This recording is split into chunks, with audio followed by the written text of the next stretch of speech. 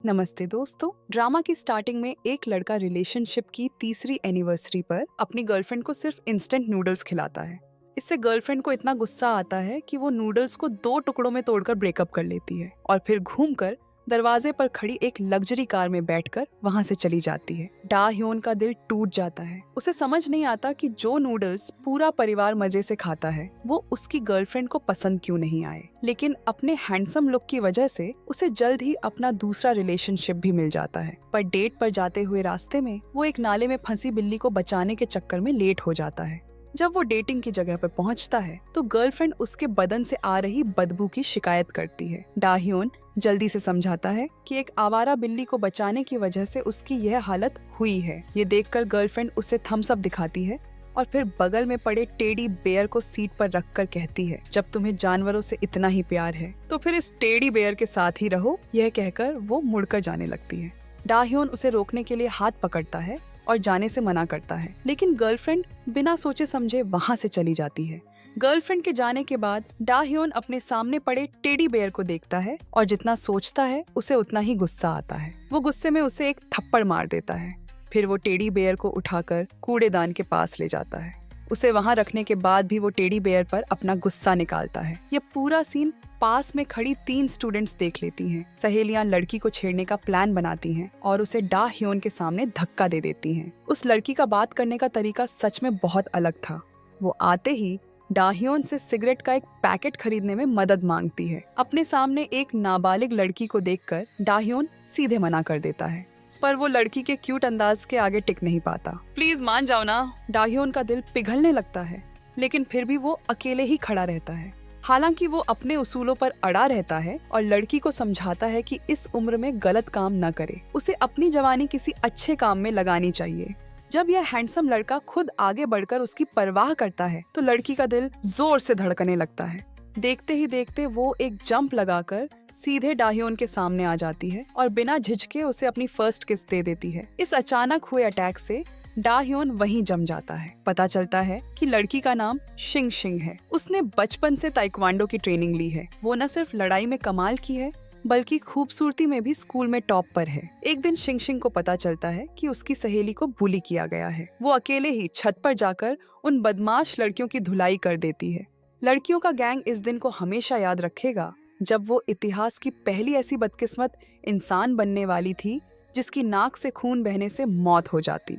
जान बख्शने के लिए शुक्रिया अदा करने के लिए वो लड़की अपना फेमस कैटवॉक करके दिखाती है और यह देखकर शिंग शिंग और उसकी सहेलियां हंस पड़ती हैं। और ठीक इसी वक्त डेट पर जाने के लिए हाथ में फूल लिए डा ह्योन से शिंग शिंग की मुलाकात होती है। जब वे एक दूसरे के पास से गुजरते हैं तो दोनों की नजरें मिलती हैं। शिंग शिंग उस लड़के के हैंडसम लुक पर पूरी तरह फिदा हो जाती है। इसीलिए उसने अपनी सहेलियों के साथ मिलकर दुकान के बाहर डा ह्योन को घेरने का प्लान बनाया था। 3 साल बाद डा ह्योन एक सुविधा स्टोर का मालिक बन जाता है।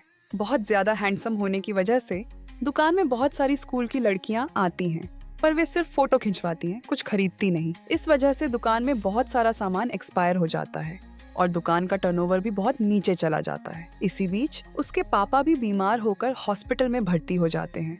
जो स्टोर पहले दोनों बारी बारी से संभालते थे, अब वहाँ सिर्फ डा ह्योन अकेला रह गया है। अब वो लगातार 3 दिनों से काम कर रहा है। उसे खाना खाते वक्त भी नींद आ रही है, लेकिन जल्द ही स्कूल की लड़कियां फिर से उसके साथ फोटो खिंचवाने आ जाती हैं। डा ह्योन को मजबूरन काम करना पड़ता है। फोटो से पहले वो दुकान के प्रमोशनल प्रोडक्ट्स को चिपकाना नहीं भूलता। स्टूडेंट्स को भेजने के बाद वो आखिरकार हिम्मत हार जाता है, इसलिए वो एक पार्ट टाइमर रखने का फैसला करता है।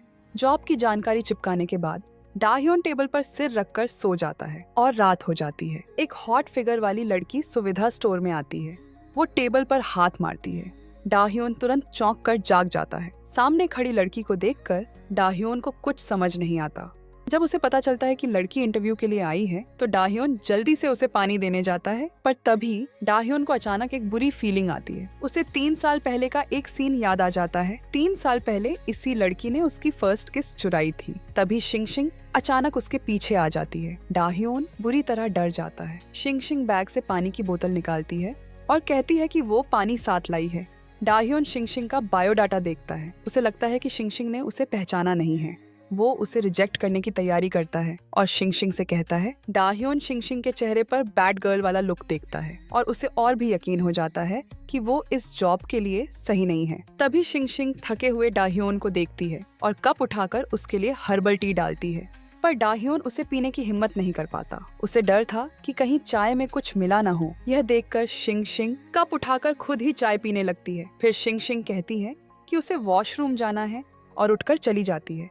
शिंगशिंग के जाने के बाद डाह्योन हर्बल टी पी लेता है, पर पीते ही वो टेबल पर सिर रखकर सो जाता है क्योंकि वो लगातार 40 घंटों से काम कर रहा था। जब वो जागता है तो आंख खुलते ही उसे एक अंकल नूडल्स खाते हुए दिखते हैं। वो जल्दी से पीछे मुड़कर देखता है तो स्टोर कस्टमर से खचाखच भरा हुआ था। असल में जब वो सो रहा था तब शिंगशिंग ने पार्ट टाइम का काम शुरू कर दिया था। वो खुशी से डाह्योन से पूछती है कि क्या वो कल से काम पर आ सकती है, पर डाह्योन कहता है कि कल कुछ और लोग इंटरव्यू के लिए आने वाले हैं और उसे घर जाकर कॉल का इंतजार करने को कहता है। यह सुनकर शिंगशिंग वहीं रोने लगती है। उसके रोने की आवाज से दुकान में मौजूद लोग चौंक जाते हैं। सबको लगता है कि मालिक ने शिंगशिंग को परेशान किया है। मजबूरी में डाह्योन को उसे कल से काम पर आने के लिए हाँ कहना पड़ता है। इस तरह शिंगशिंग को दुकान में अस्थायी नौकरी मिल जाती है। वो मीठी मीठी बातें करने में माहिर है। काम के पहले ही दिन वो डाह्योन की माँ का दिल जीत लेती है। डाह्योन ने पहली बार ऐसा सोशल एक्सपर्ट देखा था। वो शिंगशिंग को कुछ देर तक देखता रह जाता है। एक दिन एक अंकल दुकान में पैसे बदलवाने आते हैं, पर डाह्योन को पता चलता है कि कैश काउंटर से पैसे गायब हैं।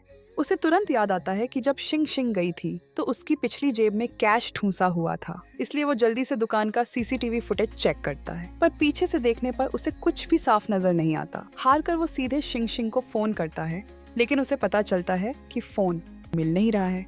तभी वो अपने फोन में देखता है कि एक स्टोर मैनेजर पैसे चोरी होने की कहानी बता रहा है। गुस्से में आकर वो शिंगशिंग के बायोडाटा को देखता है। उस पर दिए गए पते पर वो एक घर के दरवाजे पर पहुंचता है। दरवाजा खटखटाने से पहले वो दिमाग में सोचने लगता है कि अंदर जाने पर क्या सीन होगा। यह सोचते हुए वह अपनी गर्दन भी हिलाता है, पर अंदर मौजूद लोग उसकी हर हरकत को साफ साफ देख रहे थे। जैसे ही वो डोरबेल बजाता है, घर के अंदर से लोग दरवाजा खोलकर उसे अंदर खींच लेते हैं। हैरान परेशान डाह्योन को यकीन नहीं होता कि वो गलती से पुलिस की रेड वाली जगह पर आ गया है। डाह्योन जल्दी से कॉन्ट्रैक्ट निकालता है और बताता है कि वो शिंगशिंग को ढूंढने आया है और पुलिस से कहता है कि वो मेरी दुकान की पार्ट टाइमर है और अब दुकान से पैसे चुराकर भाग गई है। जब पुलिस को पता चलता है कि यह एक गलतफहमी है, तब जाकर वे उसे छोड़ते हैं। बाहर आने के बाद डाह्योन अपनी माँ को फोन करता है और माँ से उसे पता चलता है कि शिंगशिंग सिगरेट ठीक करने के लिए दुकान पर गई है। यह सुनकर डाह्योन जल्दी से स्टोर पहुँचता है, पर देखता है कि दरवाजा बंद है। शेल्फ पर रखी सिगरेट भी पूरी तरह से खाली हो चुकी थी। वो जल्दी से पापा को फोन करके चाबी मंगवाता है, पर जब वो दोबारा स्टोर पर आता है तो देखता है कि शिंगशिंग सिगरेट को ठीक से लगा रही है और शिंगशिंग उसे शान से बताती है कि उसे कुछ रेयर एडिशन वाली सिगरेट मिली है। डाह्योन नीचे देखता है तो पाता है कि गायब हुए पैसे वापस आ गए हैं। तभी शिंगशिंग उससे पूछती है, तुम इस वक्त वापस क्यों आए? डाह्योन कहता है कि वो बस यूं ही देखने आया था। तभी वो महिला पुलिस ऑफिसर वहां आ जाती है और उससे उस पैसे चुराने वाले पार्ट टाइमर के बारे में पूछती है कि वो पकड़ा गया या नहीं। तभी शिंगशिंग दुकान से बाहर निकलती है। वो सुनती है कि वे उसका नाम ले रहे हैं। शिंगशिंग आगे आकर पूछती है कि क्या हुआ। डाह्योन उसे रोकना चाहता है, लेकिन पुलिस कहती है कि एक पार्ट टाइमर है जिसने 5 लाख वॉन चुरा लिए थे और जो पैसा उसने छोड़ा वो उसका खुद का था। पता भी गलत था। शिंगशिंग उसकी जेब से कॉन्ट्रैक्ट निकालती है। तब दोनों को एहसास होता है कि उन्होंने गलत देखा था। अब शिंगशिंग को भी समझ आ जाता है कि उसे चोर समझा गया था। वो सामान वहीं फेंक कर चली जाती है। डाह्योन उसे रोकने के लिए पीछे भागता है। शिंगशिंग कहती है, तुम्हारी माँ को पैसों की जरूरत थी, इसलिए उन्होंने मुझे पैसे ले जाने को कहा। उन्होंने कहा था कि वो तुम्हें खुद बता देंगी। और वैसे भी मुझे दूसरों के घरेलू मामलों में दखल देना पसंद नहीं है। वैसे भी मुझे गलत समझे जाने की आदत हो गई है। यह कहकर शिंगशिंग मुड़कर चली जाती है। डाह्योन उसे रोकना चाहता है, पर शिंगशिंग की एक किक लगभग उसके चेहरे पर पड़ जाती है। शिंगशिंग की मदद से डाह्योन को अपने नए रिलेशनशिप के लिए फिर से टाइम मिल जाता है। इस बार उसकी गर्लफ्रेंड एक अमीर घराने की बेटी है।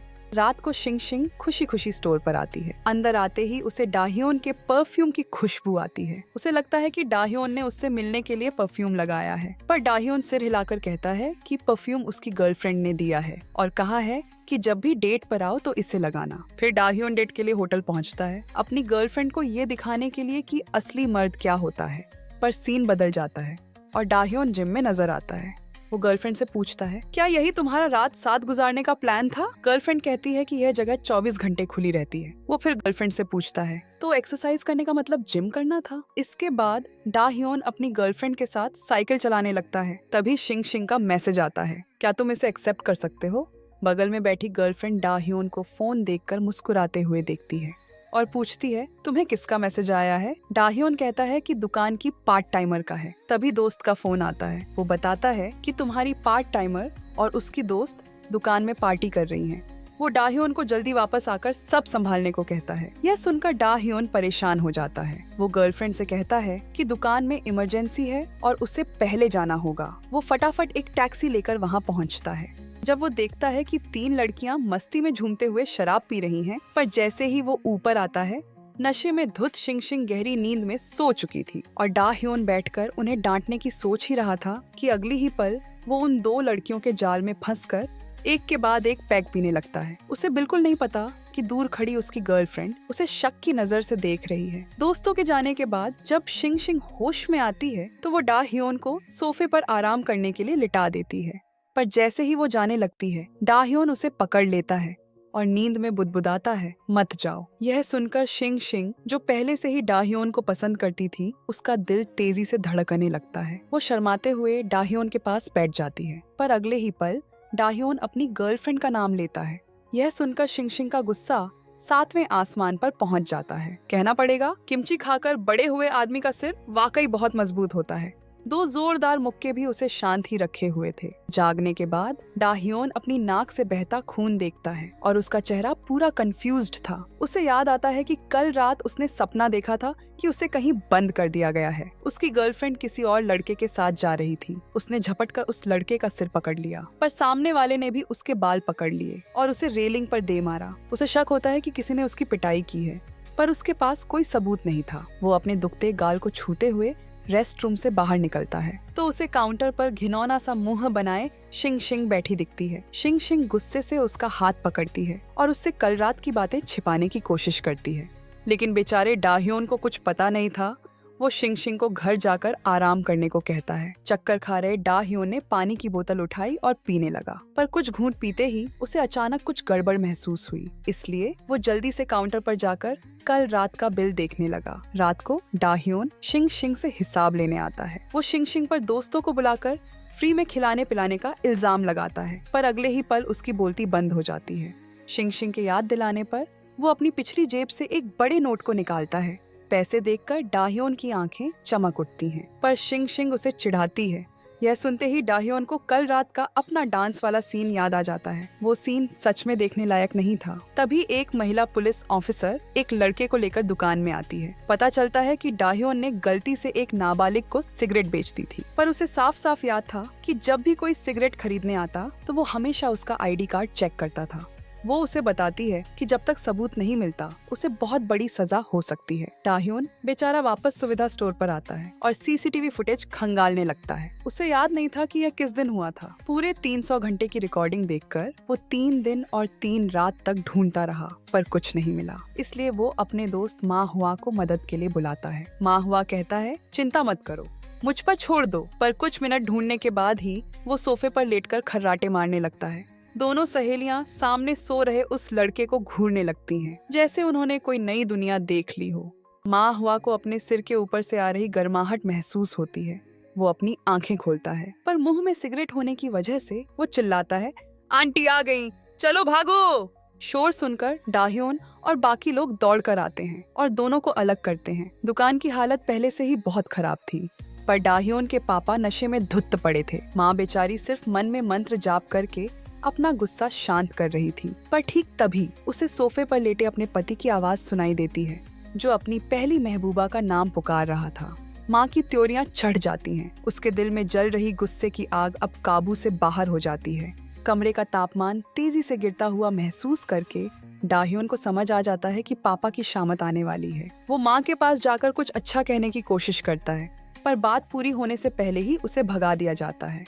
डाह्योन जान बचाकर वहाँ से भाग निकलता है और सोफे पर पड़े पापा अब भी मौत को बुलावा देते हुए चिल्ला रहे थे। सुबह खाना खाते हुए डाह्योन अपने पापा की तरफ मुड़कर देखता है। यह देखकर डाह्योन जल्दी से मक्खन लगाते हुए माँ को एक गिलास शराब देता है और चुपचाप माँ के हाथ से दिया हुआ किमची खाने लगता है। वो कहता है कि वो जल्द से जल्द सिगरेट वाला मामला सुलझा लेगा। दुकान में शिंग शिंग को डाह्योन की माँ से पता चलता है कि दुकान की कमाई का मुख्य जरिया सिगरेट ही है। इसका मतलब था कि अगर जुर्माना लगा तो वो सिगरेट नहीं बेच पाएंगे और ऐसे में सुविधा स्टोर बंद करना पड़ेगा। शिंग शिंग एक लंबी सांस लेती है, आंखें बंद करती है और अपनी 2 सहेलियों के साथ सिगरेट खरीदने वाले को ढूंढ निकालती है और उसे एक कोने में घेर लेती है। लॉलीपॉप चूस रहा वो लड़का शिंग शिंग को देखकर भागने की सोचता है, पर शिंग शिंग उसे एक झटके में दीवार से चिपका देती है। इस लड़की का खतरनाक अंदाज देखकर वो लड़का मदद के लिए फोन निकालने लगता है, पर अगले ही पल जल्द ही शिंग शिंग खुशी से झूमते हुए कदमों से सुविधा स्टोर पर वापस आती है। वो डाह्योन को खींचकर कंप्यूटर के सामने लाती है और उससे उगलवाई हुई तारीख डालती है और आसानी से सबूत ढूंढ लेती है। इस तरह अपने इस कारनामे की वजह से शिंग शिंग पक्की नौकरी पा लेती है। एक दिन कुछ गुंडे टाइप लड़के सुविधा स्टोर पर आते हैं। दुकान में सिर्फ शिंग शिंग को अकेला देखकर वो उसे लगातार छेड़ने लगते हैं और उसके सामने मुट्ठी भर चिल्लर भी फेंकते हैं। शिंग शिंग को बहुत गुस्सा आता है, लेकिन डाह्योन के लिए मुसीबत खड़ी न करने के लिए वो चुपचाप सह लेती है। पर कौन जानता था कि अगले दिन वो तीनों फिर से आ धमके। उनमें से एक शिंग शिंग के सामने खड़ा हो जाता है और बाकी 2 खुलेआम चोरी करने लगते हैं। चोरी करने के बाद कहते हैं कि उन्हें कुछ नहीं खरीदना और फिर अकड़ कर वहाँ से चले जाते हैं। दरवाजे पर जाकर वो अपनी चोरी का सामान दिखाना भी नहीं भूलते। इस बार शिंग शिंग का सब्र का बांध टूट जाता है। वो अपनी दोस्त को दुकान देखने के लिए कहती है और खुद उनके पीछे भागती है। जल्द ही शिंग शिंग उन तीनों का पीछा करते हुए एक गली में पहुंच जाती है।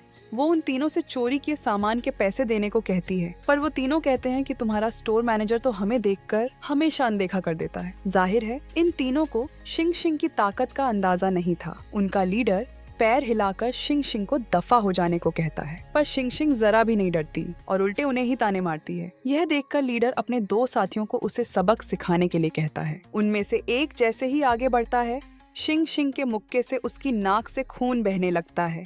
वो लड़का फिर आगे बढ़ने की कोशिश करता है, पर शिंग शिंग उसे फिर से पकड़ लेती है और उसका जूता भी उतार देती है। फिर शिंग शिंग जूते से उसके चेहरे पर मारती है और फिर एक लात मारकर लीडर को दूर फेंक देती है। सीन बदलता है। तीनों हाथ ऊपर उठाकर शिंग शिंग के सामने घुटनों पर बैठे थे। शिंग शिंग उन्हें कल तक पैसे लौटाने को कहती है और ये पूरा प्रोसेस माँ हुआ ने रिकॉर्ड कर लिया था। वो जैसे ही डाह्योन को ये सब बताने के लिए फोन करने वाली थी कि तभी शिंग शिंग अचानक वहाँ आ जाती है। माँ हुआ चौंक जाती है। शिंग शिंग उससे पूछती है कि क्या उसने अभी अभी कुछ देखा।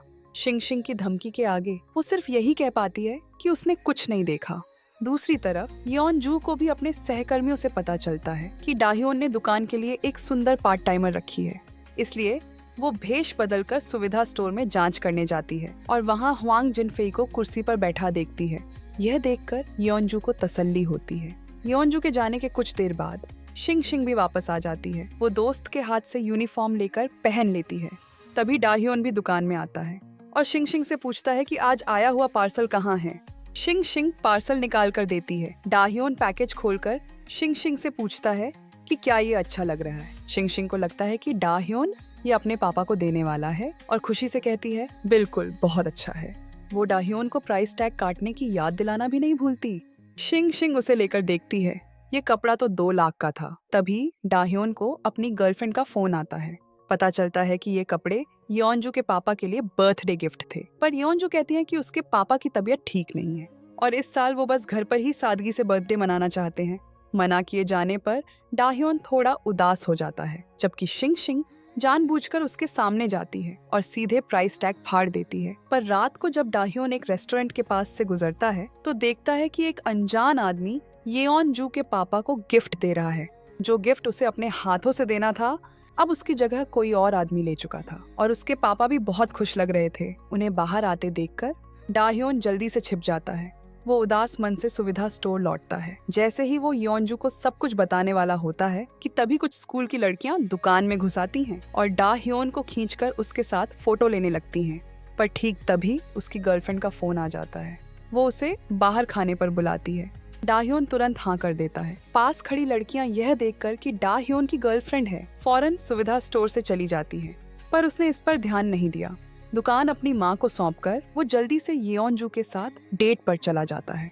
जल्द ही डाह्योन और उसकी गर्लफ्रेंड एक हॉट पॉट रेस्टोरेंट पहुंचते हैं। किसे पता था कि गर्लफ्रेंड सीधे कल रात की बात कबूल कर लेगी। योनजू बताती है कि वो और जाओली बचपन के दोस्त हैं। दोनों के बीच सिर्फ दोस्ती का रिश्ता है और उम्मीद करती है कि डाह्योन गलत नहीं समझेगा। अपनी गर्लफ्रेंड को इतनी सफाई से बात करते देख डाह्योन खुशी से झूम उठता है। आखिर में वो बस यही दिखावा कर सकता था कि उसने कल रात कुछ नहीं देखा। तभी डाह्योन इंस्टेंट नूडल्स उठाकर पॉट में डालने लगता है, पर योनजू उसे रोक देती है और कहती है कि उसे इंस्टेंट नूडल्स पसंद नहीं हैं। डाह्योन को अचानक लगता है कि वो खुद इन नूडल्स जैसा है, जबकि योनजू के माता पिता और जाओली हैम और सब्जियों की तरह एक ही पॉट में उबल रहे हैं, पर वो खुद उसमें शामिल नहीं हो सकता। योनजू ने कभी सोचा भी नहीं था कि एक इंस्टेंट नूडल से डाह्योन इतनी कहानियां बना लेगा। खाना खाने के बाद दोनों हाथ पकड़कर सड़क पर टहल रहे थे। तभी वो एक नए खुले बार के पास से गुजरते हैं। दोनों अंदर जाकर देखने का फैसला करते हैं। उन्हें क्या पता था कि शिंग शिंग और उसकी दो दोस्त भी उसी बार में थीं। इधर योनजू को वॉशरूम जाना था, पर रास्ते में वो गलती से एक लाल बालों वाली लड़की से टकरा जाती है और फिर वो लोग उसे वॉशरूम में घेर लेते हैं और इलाज के लिए 10 लाख मांगने लगते हैं। तभी शिंग शिंग भी वॉशरूम में आ जाती है। शिंग शिंग उन पर अपनी एनर्जी वेस्ट नहीं करना चाहती थी। वो तो बस टॉयलेट इस्तेमाल करने आई थी। किसे पता था कि इन अजीब लोगों से पाला पड़ जाएगा।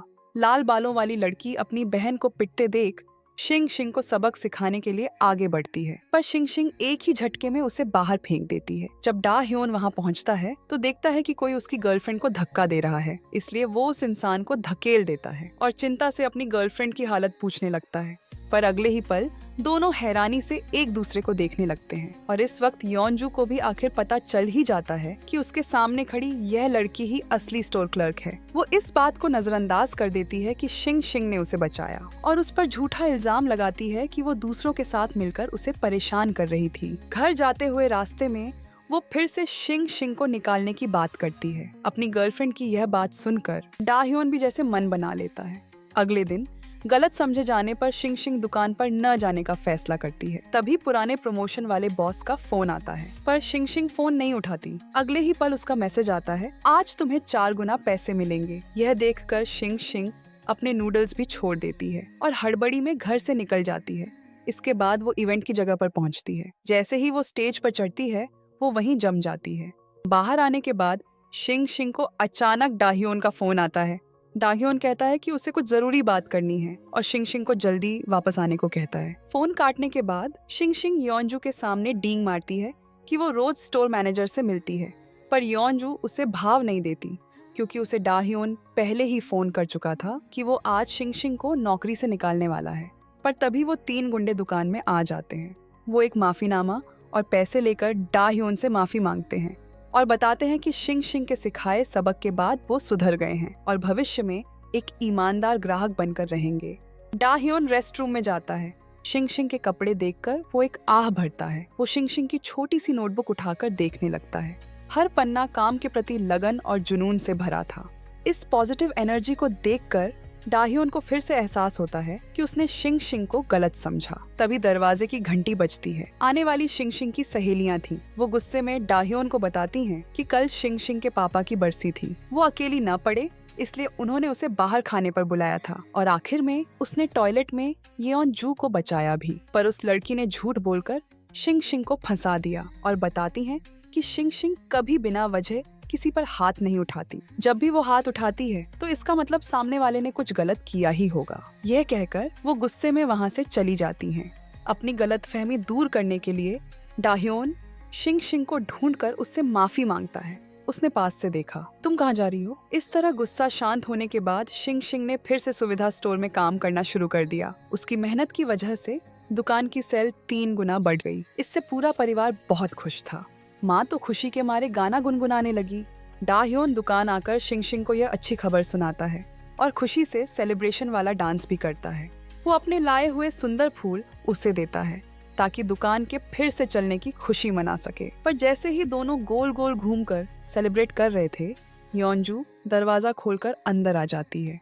योनजू, मैंने तुम्हें डिस्टर्ब किया? हे भगवान। डाह्योन हड़बड़ी में समझाता है कि वो बस सेलिब्रेट कर रहा था। योनजू कहती है कि फिर तीनों साथ में खाना खाकर सेलिब्रेट करते हैं। इन बातों में जलन की बू सूंघकर डाह्योन जल्दी से मना कर देता है। तभी एक अजीब सी आवाज आती है। इसके बाद योनजू डा ह्योन और शिंग शिंग को एक महंगे होटल में ले जाती है। शिंग शिंग पीछे पीछे चलते हुए बहुत अजीब महसूस कर रही थी। अंदर घुसते ही मैनेजर उनका स्वागत करने आता है और कहता है कि वो उन्हें उनकी हमेशा वाली कपल सीट पर ले जाता है। योनजू कहती है कि आज एक इंसान और है। मैनेजर पीछे खड़ी शिंग शिंग को देखता है और फिर उन्हें हॉल में ले जाता है। बैठते ही योनजू बिना किसी लिहाज के शिंग शिंग को पहले ऑर्डर करने को कहती है, पर जैसे ही शिंग शिंग मेन्यू उठाती है उस पर सिर्फ इंग्लिश लिखी थी जो उसे समझ नहीं आ रही थी। शिंग शिंग का ऑकवर्ड चेहरा देखकर योनजू बहुत घमंड से मुस्कुराती है। तभी शिंग शिंग मेन्यू बंद कर देती है और बड़े दिल से मान लेती है कि वो यहाँ पहले कभी नहीं आई। वो लोग जो भी ऑर्डर करेंगे वो खा लेगी। बट योनजू उसे छोड़ने के मूड में नहीं थी। वो पूछती है कि कौन सी रेड वाइन पियोगी। शिंग शिंग कहती है कोई भी चलेगी। तभी डाह्योन कहता है कि एनिवर्सरी पर पी हुई वाइन काफी अच्छी थी। पर योनजू को लगता है कि वो वाइन बहुत लो क्लास थी, इसलिए वो एक और महंगी डिश ऑर्डर करती है। खाना आने के बाद योनजू अपना ग्लास उठाकर शिंग शिंग को बधाई देती है, पर शिंग शिंग को तो वाइन ग्लास पकड़ना भी नहीं आता था। यह सीन देखकर योनजू के चेहरे पर फिर से घमंड वाली मुस्कान आ जाती है। यह देखकर कि वो दोनों बस एक छोटा घूंट पी रहे हैं, शिंग शिंग को बहुत अजीब लगता है, इसलिए वो अपना ग्लास उठाकर एक ही बार में खत्म कर देती है और फिर डा ह्योन को वाइन डालने को कहती है। डा ह्योन जैसे ही बोतल उठाता है योनजू उसे छीन लेती है। शिंग शिंग को वाइन देने के बाद वो खुद भी अपना ग्लास उठाकर एक ही बार में पी जाती है और फिर डा ह्योन को अपने लिए वाइन डालने को कहती है। शिंग शिंग आंखें फाड़े यह सब देखती रहती है। बाहर आने के बाद वो दोनों हाथ पकड़कर आगे चल रहे थे। शिंग शिंग उनके ठीक पीछे चल रही थी। तभी डाह्योन को अचानक एक फोन आता है। पता चलता है कि सुविधा स्टोर पर डिलीवरी आई है। योनजू उसकी बातें सुन रही थी। शर्मिंदगी के डर से वो डाह्योन का हाथ छोड़ देती है और डाह्योन को धीरे बोलने के लिए कहती है। फिर किनारे जाकर ऐसे खड़ी हो जाती है जैसे उसे जानती ही न हो। फोन रखने के बाद डाह्योन शिंग शिंग को जाकर डिलीवरी वाले से बात करने को कहता है। इसके बाद डाह्योन योनजू को घर छोड़ने की बात करता है, पर योनजू मना कर देती है। तभी झाओ लीशी, जो हमेशा से योनजू को पसंद करता था, अचानक वहाँ आ जाता है और योनजू को घर छोड़ने का ऑफर देता है। योनजू डाह्योन की तरफ देखकर फौरन हाँ कर देती है। यह सीन देखकर शिंग शिंग समझ जाती है कि उसका मौका आ गया है।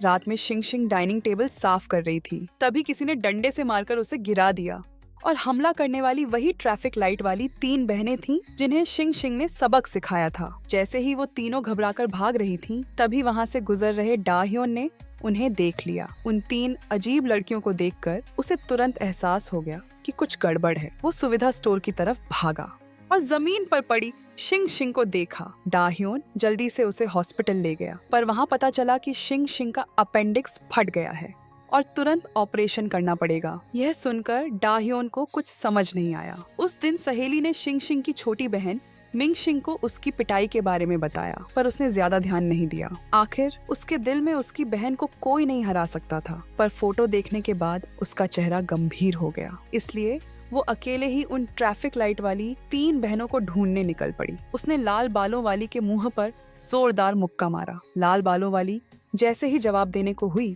यिन शिंग ने उसे मार मार कर जमीन पर गिरा दिया। तभी स्कूटर पर 3 हेल्पर्स वहां आ पहुंचे और यिन शिंग पर हाथ उठाने ही वाले थे कि उस लड़की ने उन्हें एक थप्पड़ रसीद कर दिया। जैसे ही गुस्से में वो आदमी हाथ उठाने वाला था, शिंग शिंग तेज बाइक पर वहां आ गई। दोनों हाथ जेब में डाले वो बहुत दबंग लग रही थी। ट्रैफिक लाइट वाली बहनें शिंग शिंग को देखकर डर से पीछे हट गईं, पर बगल वाला आदमी बेपरवाही से बोला और बिना सोचे समझे उसका मजाक उड़ाता रहा और बस लड़ाई शुरू होने ही वाली थी। 6 लड़कियां एक दूसरे के बाल खींचने लगीं और वो 2 फालतू लड़के भी मंटेस्पोज बनाने लगे।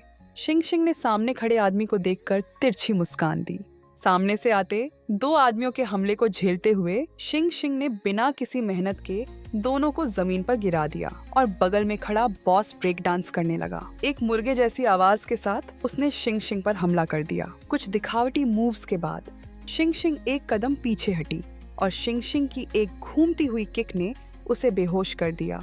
सच में लड़ाई के मामले में शिंग शिंग किसी से नहीं डरती थी और दूसरी तरफ योनजू की माँ डाह्योन के बारे में जानकारी निकाल रही थी। कुछ देर बाद वो सुविधा स्टोर आकर बहुत सारा सामान खरीदती है और गलत इरादे से होम डिलीवरी करने को कहती है। अनजान डाह्योन अपनी छोटी गाड़ी लेकर उस जगह पहुंचता है तो पता चलता है कि वो उसकी गर्लफ्रेंड का घर है। सामान अंदर ले जाने के बाद योनजू की माँ जानबूझकर डाह्योन को नोटों की एक मोटी गड्डी देती है। ठीक तभी योनजू भी घर आ जाती है।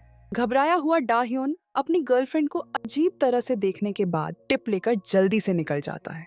बाद में माँ नफरत से नौकर को सब कुछ फेंकने का आदेश देती है। तब जाकर योंजू को सब समझ आता है। वो जल्दी से डाह्योन को फोन करती है और कहती है कि माँ की बातों पर ध्यान न दे। हालांकि डाह्योन मुंह से कहता है कि कोई बात नहीं, पर उसकी आंखें नम थीं और वो बहुत दुखी था। उसने फोन काटा और अकेले एक पुल पर चला गया। गले में अटकी घुटन से उसे सांस लेना मुश्किल हो रहा था। उसे अपनी बेचारगी याद आई। 3 साल के रिलेशनशिप में हर डेट के बाद गर्लफ्रेंड को घर छोड़ते वक्त वो कभी भी उसके माता पिता से मिलने घर के अंदर नहीं गया।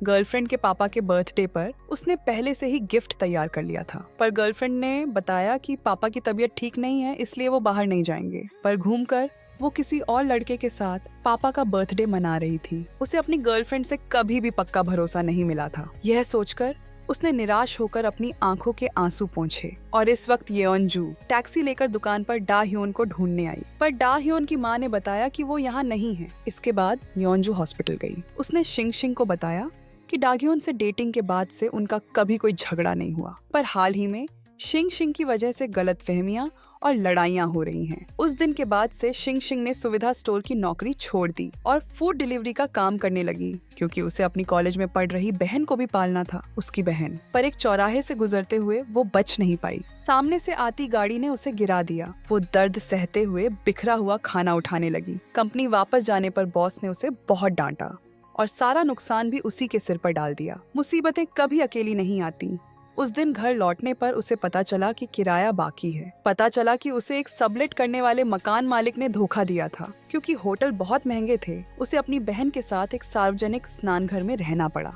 पर जब उसने थोड़े पैसे बचाए तो वो भी उसकी बहन ने चुपके से ट्रेनिंग कंपटीशन के लिए ले लिए। इस पल शिंग पूरी तरह टूट गई और खुद को रोक न सकी और जमीन पर बैठकर रोने लगी। वो आंटी को परेशान नहीं करना चाहती थी। सिर हिलाकर कहा कि वो ठीक है, पर आखिर में वो आंटी के गले लगकर रोने लगी। डाह्योन काम से घर आया और सोफे पर बैठकर आराम करने लगा। तभी सीढ़ियों पर अचानक एक सफेद परछाई दिखाई दी। पलक झपकते ही वो परछाई उसके सामने आ गई।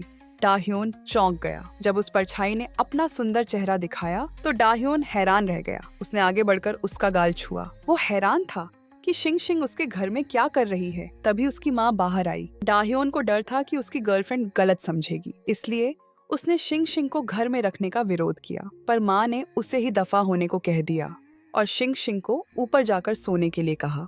डाह्योन बेचारा मजबूर होकर सुविधा स्टोर में रहने चला गया। डाह्योन के जाते ही पापा घर लौटे और एक बियर की कैन पीने के लिए उठाने लगे।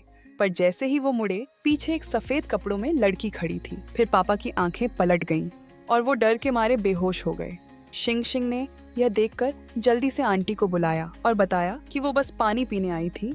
उसे नहीं पता था कि अंकल बेहोश हो जाएंगे। आंटी ने जमीन पर पड़े आदमी को लात मारी और शिंग से कहा कि उसकी चिंता न करे, तुम पानी पीकर सीधे सोने चली जाओ। अगले दिन शिंग को लगा कि वो डाह्योन के परिवार को परेशान कर रही है, इसलिए वो सुबह उठकर अपना सामान पैक करके जाने लगी। पर डाह्योन की माँ ने उसे रोक लिया। आंटी ने कहा कि तुम्हारे पास न घर है न पैसे, तुम आराम से यहीं रहो। दूसरी तरफ येओनजू अपनी माँ के डाह्योन को बेइज्जत करने की वजह से माफी मांगने के लिए उसे एक कॉन्सर्ट में बुलाना चाहती थी, इसलिए डाह्योन दुकान पर बेचैनी से पापा का इंतजार कर रहा था। आखिर में पापा आ गए। वो जल्दी से अपने कपड़े उतार कर जाने लगा। जाते जाते उसने पापा से पूछा कि शिंग घर पर तो नहीं है। पापा के न कहने पर डाह्योन खुशी खुशी घर की ओर भागा। अंदर घुसते ही उसने नहाने के लिए अपनी पैंट उतारी, पर तभी बाथरूम से निकलती हुई शिंग से टकरा गया। दोनों ने एक दूसरे को देखा और शिंग ने डाह्योन को एक लात मारकर गिरा दिया। उठकर डाह्योन ने पूछा कि वो घर पर क्यों है और उसे जल्द से जल्द घर से निकलने को कहा। डाह्योन ने अचानक उसे रोका और पूछा कि उसके हाथ पर चोट कैसे लगी। शिंग ने उसे अपने काम से काम रखने को कहा और बिना पीछे मुड़े ऊपर चली गई। रात को डाह्योन शिफ्ट बदलने के लिए दुकान पर आया, पर उसे सहेली से पता चला कि शिंग को एक धोखेबाज एजेंट ने ठग लिया था। यह जानकर कि दुकान छोड़ने के बाद शिंग की जिंदगी इतनी खराब हो गई है, डाह्योन ने उसका किराया वापस दिलाने में मदद करने का फैसला किया। पर जैसे ही वो मकान मालिक का पीछा करते हुए नीचे पहुंचा, अचानक कदमों की आहट सुनाई दी। एक आदमी नीचे आया। उसने देखा कि आसपास कोई नहीं है, तो उसने ऊपर की तरफ इशारा किया और एक औरत नीचे आ गई। अचानक फोन बजा। डाह्योन ने कहा, हमारी चिंता मत करो, तुम लोग जारी रखो। यह कहकर वो शिंग को खींचकर वहाँ से चला गया। रात को येओनजू सुविधा स्टोर पर डाह्योन को ढूंढने आती है, पर वहाँ उसे मा हुआ अकेला दिखता है। वो जल्दी से उससे पूछती है कि डाह्योन कहाँ है। मा हुआ बताता है कि उसने अभी अभी उसे शिफ्ट बदली है, शायद अब तक घर पहुँच गया होगा। जैसे ही येओनजू जाने लगती है, उसे कुछ याद आता है। उसे तो पता ही नहीं कि डाह्योन का घर कहाँ है, इसलिए वो मा हुआ से डाह्योन के घर का पता पूछती है। जल्द ही वो डाह्योन के घर के दरवाजे पर पहुँच जाती है। ठीक तभी डाह्योन की माँ घर लौट रही थी। वो एक नजर में ही पहचान लेती हैं कि यह उनके बेटे की गर्लफ्रेंड है और येओनजू को खींचकर घर के अंदर ले जाती हैं।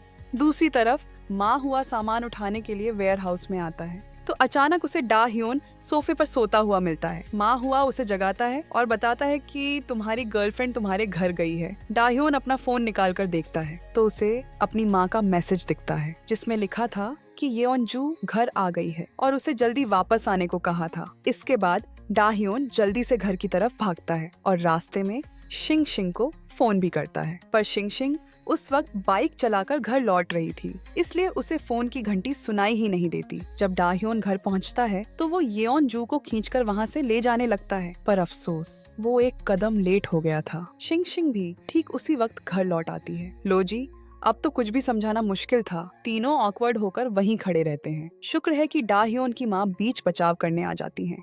वो येओनजू को बिठाकर कहती हैं कि खाना खाकर ही जाना। शिंग शिंग ऑकवर्ड होकर वहाँ से जाने लगती है, पर डाह्योन की माँ उसे भी रोक लेती है। शिंग शिंग को मजबूरी में येओनजू के सामने बैठना पड़ता है। डाह्योन की माँ को लगता है कि शिंग शिंग और येओनजू पहली बार मिल रही हैं, इसलिए वो शिंग शिंग का उससे इंट्रोडक्शन करवाती हैं और बताती हैं कि ये हमारे सुविधा स्टोर की एम्प्लॉई है। यह सुनकर येओनजू को अजीब लगता है। वो डाह्योन की तरफ मुड़कर पूछती है, शिंग शिंग ने तो रिजाइन कर दिया था ना। डाह्योन कुछ समझाता कि तभी माँ बोल पड़ती है कि शिंग शिंग बहुत काबिल है, इसलिए मैं उसे बहुत मानती हूँ।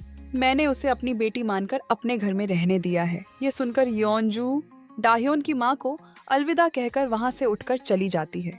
डाह्योन जल्दी से उसके पीछे भागता है। बाहर आकर डाह्योन येओनजू को समझाने की कोशिश करता है, पर येओनजू कुछ भी सुनने को तैयार नहीं थी। वो एक टैक्सी बुलाकर वहाँ से चली जाती है। जब येओनजू घर पहुँचती है तो देखती है कि झाओलिशी भी उसके घर पर ही था, पर उसका दिमाग कहीं और था। उसके दिमाग में बस डाह्योन के घर पर शिंग शिंग के होने का सीन घूम रहा था। उसकी माँ इस बात से बहुत नाराज थी कि वो दिन भर एक सुविधा स्टोर चलाने वाले गरीब लड़के के साथ घूमती है। उसके मन में डाह्योन को बेइज्जत करने का एक प्लान आता है। वो सबसे पहले डाह्योन की माँ के पास जाती है और इंश्योरेंस खरीदने के बहाने उन्हें घर पर सर्विस देने के लिए बुलाती है। फिर कहती है कि वो उनसे 3 करोड़ का एक बड़ा इंश्योरेंस साइन करवाएगी। डाह्योन की माँ को यकीन नहीं होता और वो फिर से कंफर्म करती है, और जब जवाब हाँ में मिलता है तो वो खुशी से पागल हो जाती है। बाहर आकर वो एक अमीर जिंदगी के सपने देखने लगती हैं। इसके बाद येओनजू की माँ अपने एक आदमी को सुविधा स्टोर पर भेजती हैं, जो फोन पर बात करने का नाटक करता है कि उसे ऊंची सैलरी पर एक ड्राइवर हायर करना है। डाह्योन के पापा यह सुनकर तुरंत ललचा जाते हैं। वो उस आदमी को रोककर कहते हैं कि वो ड्राइवर की नौकरी के लिए अप्लाई कर सकते हैं, और इस तरह डाह्योन के पापा येओनजू के पर्सनल ड्राइवर बन जाते हैं। येओनजू को कंपनी छोड़ने के बाद डाह्योन के पापा गाड़ी से उतरकर येओनजू के लिए दरवाजा खोलने जाते हैं, पर 2 बार खींचने पर भी दरवाजा नहीं खुलता। येओनजू घिनौना सा मुंह बनाकर खुद ही दरवाजा खोलकर उतर जाती है। येओनजू के जाने के बाद डाह्योन के पापा अपने सामने वाले गेट को देखते हैं। ये तो उनके बेटे के सुविधा स्टोर की हेड ऑफिस थी। रात को पूरा परिवार एक साथ जमा होता है। सब आज की अपनी अपनी कामयाबी का जश्न मना रहे थे। सिर्फ डाह्योन ही चुपचाप और उदास था, क्योंकि वो अभी भी इसी सोच में डूबा था कि येओनजू को सब कुछ कैसे समझाए। पर अगले दिन उसका पुराना सहकर्मी डाह्योन से मिलने आता है और उसे एक चौंकाने वाली खबर देता है। पता चलता है कि येओनजू उनकी कंपनी के चेयरमैन की बेटी है और अब प्रमोशन पाकर उनकी बॉस बन गई है। जिस गर्लफ्रेंड को वो 3 साल से डेट कर रहा था, उसकी ये पहचान भी थी, इसलिए वो येओनजू से मिलकर सब कुछ साफ साफ पूछने का फैसला करता है। रास्ते में उसे येओनजू की कही बात याद आती है कि हमें एक दूसरे से ईमानदार रहना चाहिए और एक दूसरे से कुछ भी नहीं छिपाना चाहिए। पर अब उसे लग रहा था कि मजाक तो उसी का बना है। वो येओनजू से पूछता है कि उसने अपनी पहचान क्यों छिपाई। क्या उसे डर था कि अगर मुझे पता चल जाता तो मैं तुमसे प्रमोशन और सैलरी बढ़ाने के लिए कहता, या फिर तुमसे पैसे उधार मांगता। पर येओनजू को नहीं लगता कि उसने कुछ गलत किया है। उल्टे वो सारा इल्जाम डाह्योन पर ही डाल देती है। तभी एक गाड़ी उनके सामने आकर रुकती है। पता चलता है कि येओनजू की माँ वापस आ गई हैं। डाह्योन पीछे मुड़कर देखता है तो हैरान रह जाता है कि उसके पापा उनके घर में नौकर का काम कर रहे हैं। तब जाकर उसे पता चलता है कि पापा की नई ऊंची सैलरी वाली जॉब असल में उनके घर ड्राइवरी करने की थी और पापा को भी अब पता चल गया था कि योनजू ही उनके बेटे की गर्लफ्रेंड है। वो बेचारे ऑकवर्ड होकर वहाँ से चले जाते हैं और ये पूरा सीन दूर खड़ी डाह्योन की माँ देख लेती है। डाह्योन योनजू पर अपने परिवार को बेइज्जत करने का इल्जाम लगाता है और कहता है कि अब तो हमारा ब्रेकअप भी हो चुका है, पर योनजू कहती है कि उसे कुछ नहीं पता था। यह कहकर वो मुड़कर घर चली जाती है। योनजू घर जाकर अपनी माँ से पूछती है कि उन्होंने ऐसा क्यों किया, पर माँ को नहीं लगता कि उन्होंने कुछ गलत किया है। उल्टे कहती हैं कि उनकी टाइमिंग तो देखो कितनी अच्छी थी कि ठीक इसी वक्त टकरा गए। योनजू को लगता है कि उसकी माँ का कुछ नहीं हो सकता। दूसरी तरफ डाह्योन की माँ इंश्योरेंस कॉन्ट्रैक्ट लेकर दरवाजे पर आती हैं। एक तरफ बड़े अमाउंट का इंश्योरेंस था, पर वो बिना सोचे समझे अपने बेटे का साथ देने का फैसला करती है। वो उस अमीर औरत से कहती हैं कि माँ होने के नाते हर किसी के लिए अपनी औलाद कीमती होती है। जिसे आप पसंद नहीं करती वो किसी और के घर का सबसे कीमती हीरा है। बाहर आकर डाह्योन अपने पापा को फोन करता है। उस वक्त पापा उनके घर की गाड़ी धो रहे थे। बेटे का फोन आते ही आखिर में वो नौकरी छोड़ने का फैसला कर लेते हैं। जाते जाते वो पानी का नल खुला छोड़ना नहीं भूलते ताकि उस अमीर औरत को सबक सिखा सकें। लौटते हुए रास्ते में वो अपने बचे खुचे पैसों से डाह्योन की माँ की पसंदीदा डिश खरीदते हैं। रात को दोनों शराब पीते हैं और दोनों ही आज जो हुआ उसके बारे में एक शब्द भी नहीं कहते। उस वक्त डाह्योन समंदर किनारे बैठकर दुखी मन से शराब पी रहा था। तभी शिंग हाथ में फुलझड़ी लिए वहाँ आती है। डाह्योन को लगता है कि उसे कोई वहम हो रहा है। जब शिंग बैठ जाती है तो वो उसका गाल खींचकर चेक करता है कि वो असली है या नहीं। शिंग को गुस्सा नहीं आता, बल्कि वो उसके पास बैठकर उसे कंपनी देती है। जल्द ही नशे में धुत डाह्योन रेत पर गिर जाता है। शिंग उसे अपनी पीठ पर उठाकर होटल ले जाती है। अपने सामने सो रहे उस आदमी को देखकर शिंग आखिरकार अपने दिल की बात कह देती है। पता चलता है कि जब वो एक छोटी लड़की थी तभी से वो डाह्योन को पसंद करने लगी थी और ये पसंद 10 साल तक चली। एक दिन शिंग गलती से एक सुविधा स्टोर के पास से गुजरती है। शायद किस्मत ने ही उन्हें दोबारा मिलाया था। उसके बाद हर दिन शिंग दूर से सफर करके दुकान के सामने से गुजरती थी, चाहे आंधी हो या बारिश, बस डाह्योन की एक झलक पाने के लिए। उस दिन के बाद शिंग डाह्योन की माँ के कहने पर फिर से सुविधा स्टोर में काम करने लगी। साथ में काम करते करते दोनों की फीलिंग्स भी धीरे धीरे बदलने लगी। कुछ महीनों बाद योनजू ऑफिस के काम से सुविधा स्टोर पर आती है, पर इस बार उनकी मुलाकात में थोड़ी अजनबियत थी।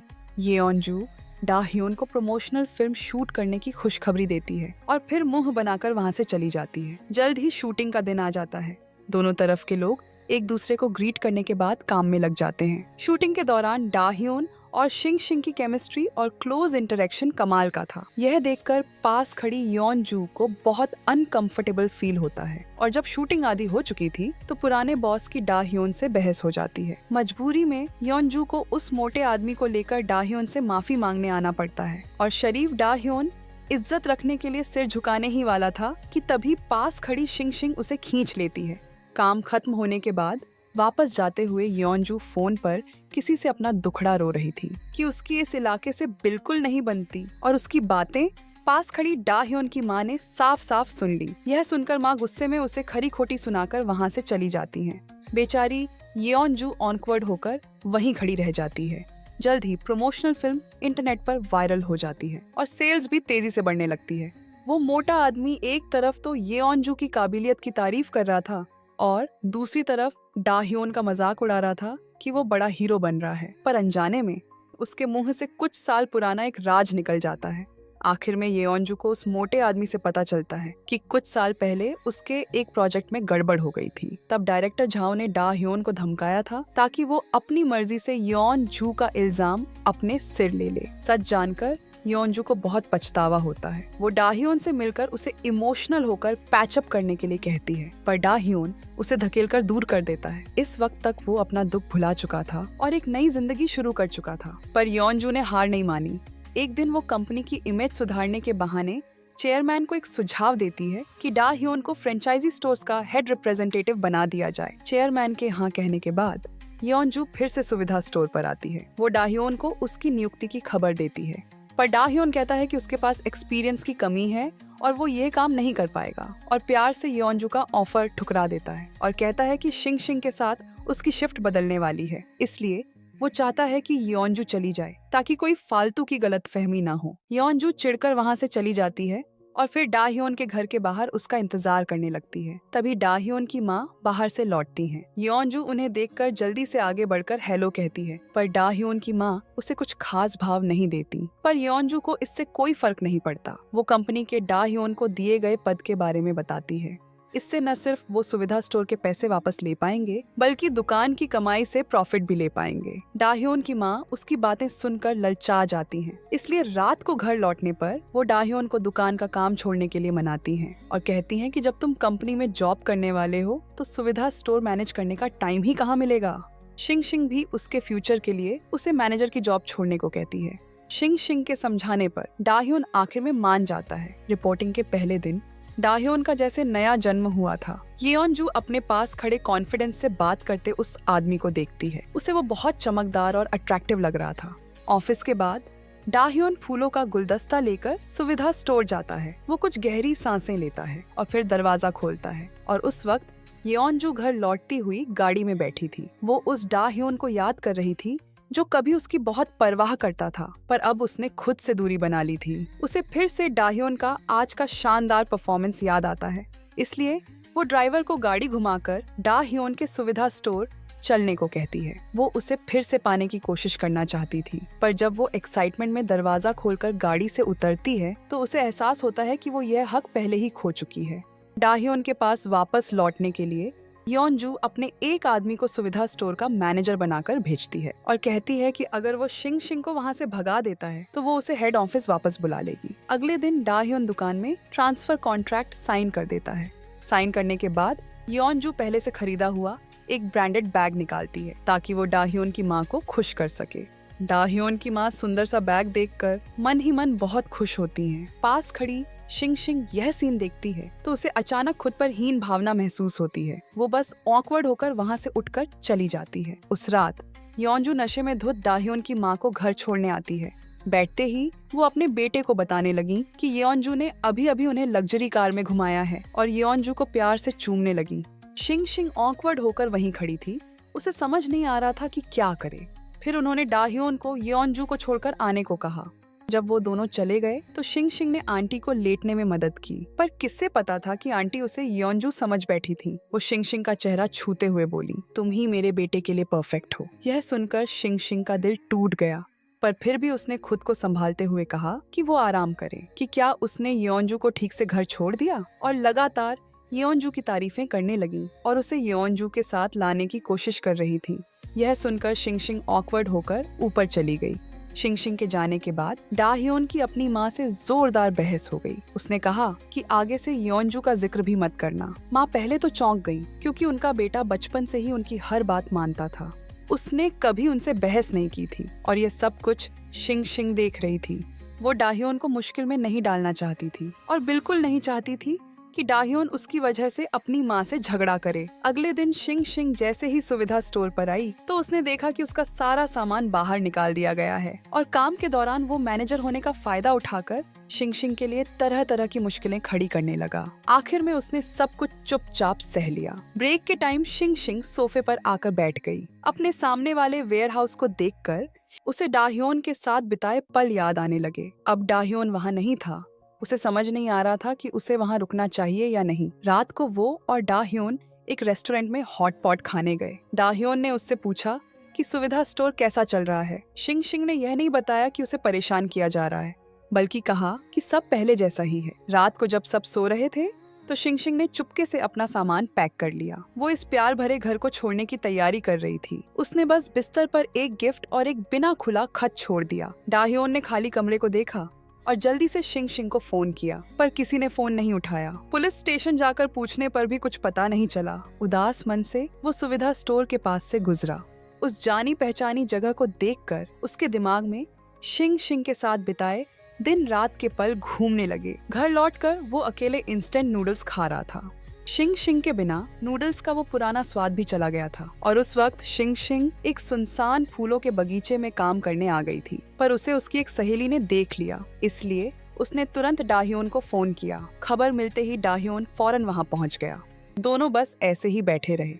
डाह्योन ने कहा कि रास्ते में आते हुए उसके पास उससे पूछने के लिए बहुत सारे सवाल थे, पर अब वो पूछने का इरादा नहीं रखता क्योंकि उसने देखा कि शिंग शिंग को यह काम बहुत पसंद है। इसलिए उसने शिंग शिंग को अपने साथ वापस चलने के लिए मजबूर नहीं किया। कुछ समय बाद डाह्योन ने सुपरवाइजर की नौकरी छोड़ दी और फिर से सुविधा स्टोर में मैनेजर बनकर वापस आ गया और उसने नौकरी की एक नई जानकारी भी प्रिंट करवाई। क्योंकि कोई भी नौकरी के लिए अप्लाई करने नहीं आया, डाह्योन लगातार 40 घंटों से काम कर रहा था। आखिर में वो टेबल पर सिर रखकर सो गया। ठीक तभी शिंग शिंग सुविधा स्टोर पर आई। उसने देखा कि दरवाजे पर नौकरी की जानकारी चिपकी हुई है और नीचे लिखा था सिर्फ शिंग शिंग के लिए। इसके बाद शिंग शिंग दुकान के अंदर गई और टेबल पर हाथ मारा। उसने सोते हुए डाह्योन को जगाया। डाह्योन तुरंत चौंक कर जाग गया। अपने सामने शिंग शिंग को देखकर उसे यह सीन बहुत जाना पहचाना लगा। उसे एक पल के लिए यकीन नहीं हुआ। उसे लगा कि शायद उसे कोई वहम हो रहा है, जब तक कि शिंग शिंग ने उसका गाल नहीं खींचा। तो दोस्तों, आज के लिए बस इतना ही। वीडियो को लाइक करें और चैनल को सब्सक्राइब करना न भूलें। जल्द ही मिलेंगे एक और मजेदार ड्रामा एपिसोड के साथ। तब तक के लिए धन्यवाद।